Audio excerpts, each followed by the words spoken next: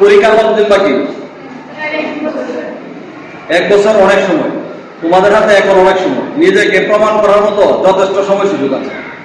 শুধু নিজের ইচ্ছাটা বাড়াতে হবে এবং পরিশ্রম নিজের করতে হবে।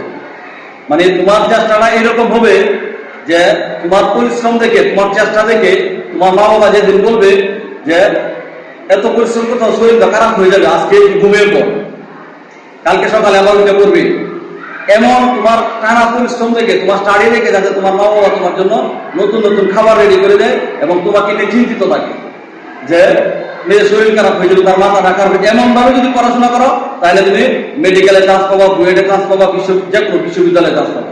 স্টাডিটা এমন ভাবে করতে হবে।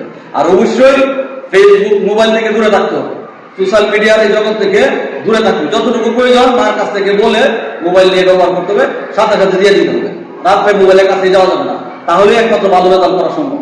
কারণ 1 বছর অনেক সময়, নিজেকে প্রমাণ করার মতো যথেষ্ট সময় সুযোগ 1 বছর। শুধু নিজেকে মেলে ধরতে হলে এমন ভাবে স্টাডি করতে হবে যাতে মা বাবা এই চিন্তার মতো করে যায় যে এত স্টাডি করতেছে, এত শারীরিকভাবে দুর্বল হয়ে পড়ে।